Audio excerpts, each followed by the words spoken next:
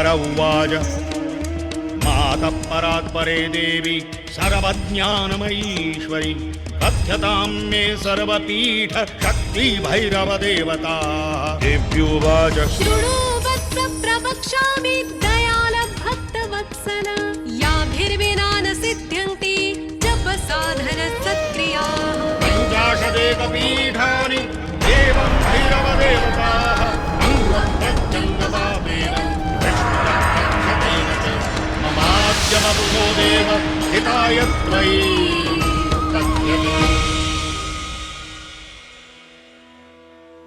रौद्रायै नमो नित्यायै गौर्यै धात्रै नमो नमः ज्योत्स्न्यायै चेन्द्ररूपिण्यै सुखायै सततं नमः।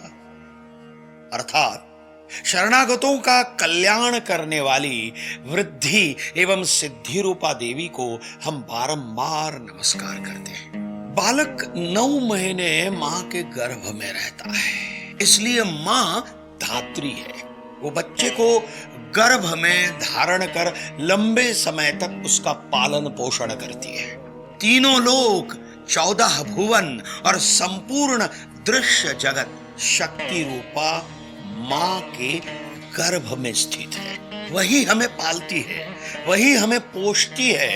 वास्तव में शक्ति के बिना सृष्टि का अस्तित्व असंभव है और इसीलिए प्रत्येक भक्त बार बार इस संसार की शक्ति मां के आगे नतमस्तक होता है।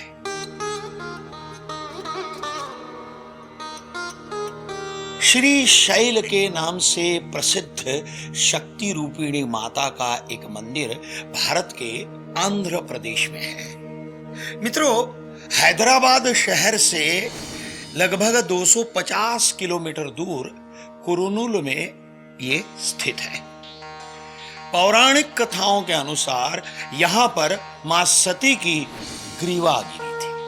इस शक्तिपीठ में शक्ति महालक्ष्मी के रूप में और भैरव स्वरानंद या ईश्वरानंद के रूप में विराजमान है। श्री शैल के पास मल्लिकार्जुन, ये भगवान महादेव का एक ज्योतिर्लिंग भी है। इस मंदिर से लगभग 4 किलोमीटर पश्चिम में भगवती भ्रमरांबा देवी का पावन मंदिर है। इस क्षेत्र में मुख्य देवता श्री मल्लिकार्जुन स्वामी और मां भ्रमरांबा उपस्थित हैं। भ्रमरांबा को भ्रामरी देवी भी कहा जाता है। उनके नाम का अर्थ मधुमक्खियों की मां ऐसा भी होता है। इस मंदिर के साथ एक आख्यायिका भी जुड़ी हुई है। इस कथा के अनुसार अरुणासुर नाम के एक राक्षस ने लंबे समय तक लगातार गायत्री मंत्र का जाप करके घोर तपश्चर्या की। अरुणासुर को ब्रह्मा जी से वरदान प्राप्त हुआ कि कोई भी 2 पैर वाला या 4 पैर वाला प्राणी अर्थात मनुष्य अरुणासुर को कभी भी मार नहीं सकता। इस वरदान को प्राप्त करते ही अरुणासुर संपूर्ण विश्व पर, संपूर्ण जगत पर प्रभावी होने लगा। चिंतित देवों ने मां आदिशक्ति के समक्ष आत्मसमर्पण कर दिया। मां आदिशक्ति ने उनसे कहा कि अरुणासुर मेरा भक्त है और जब तक वो मेरी पूजा करता है मैं उसका वध नहीं कर पाऊंगी। इसके पश्चात देवताओं को एक युक्ति सूझी। इस युक्ति के अनुसार देवगुरु बृहस्पति अरुणासुर से मिलने पहुंचे। अरुणासुर देवों के गुरु बृहस्पति को देखकर हक्का बक्का रह गया। उसने बृहस्पति जी से पूछा, यहाँ क्यों आए हैं?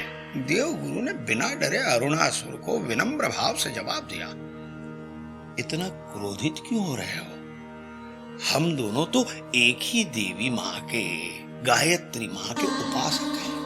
ये सुनकर अरुणासुर ने सोचा कि देवगुरु बृहस्पति भी देवी गायत्री की उपासना करते हैं, तो मैं असुर और राक्षस होकर उसी देवी की पूजा और आराधना क्यों करूंगा?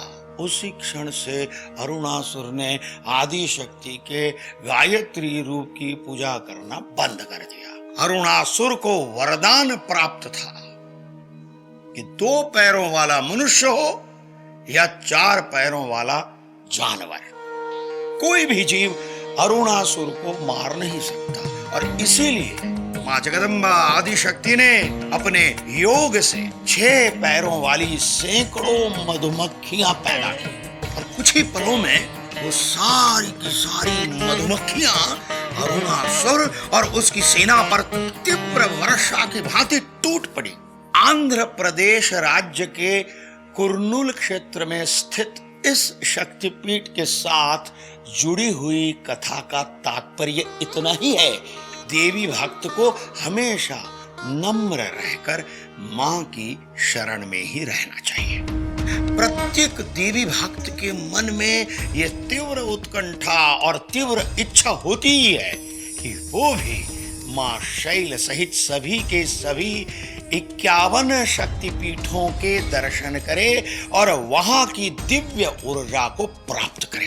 किंतु आज ये पवित्र 51 शक्तिपीठों में से कुछ शक्तिपीठ आज के पाकिस्तान, बांग्लादेश, तिब्बत, नेपाल और श्रीलंका जैसे देशों में स्थित है। किंतु इन देशों में स्थित पवित्र शक्तिपीठों का दर्शन इन देशों में जाकर करना प्रत्येक देवी भक्त के लिए संभव नहीं हो पाता। और इसीलिए हमारे भारत के आदरणीय प्रधानमंत्री श्री नरेंद्र मोदी जी, जो देवी मां जगदम्बा के अनन्य साधारण भक्त हैं, उनके मन में यह दिव्य विचार आया कि क्यों ना सारे देवी भक्त एक ही स्थान पर जाकर सभी के सभी 51 शक्तिपीठों का दर्शन करें और एक साथ 51 शक्तिपीठों की परिक्रमा कर मां जगदम्बा का आशीर्वाद प्राप्त कर सकें। मित्रों, प्रधानमंत्री मोदी जी के इसी पवित्र विचार और दिव्य प्रेरणा से गुजरात में मां अंबाजी मंदिर के पास गिरी शिखर गब्बर पर्वत पर, जहां मां जगदम्बा का हृदय स्वयं विराजमान है, वहां सभी के सभी 51 शक्तिपीठों के मंदिरों की प्रतिकृति बनाकर मां जगदम्बा की प्राण प्रतिष्ठा की गई है।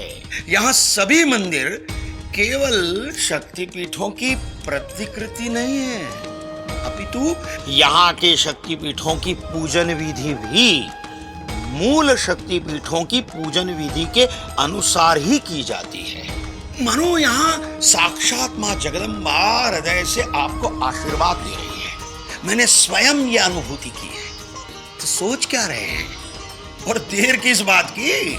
चलो अंबाजी, मां के हृदय के पास चलो। गुजरात पवित्र यात्रा धाम विकास बोर्ड और गुजरात टूरिज्म आपकी प्रतीक्षा कर रहा है। चलो अंबाजी, जय अंबाजी।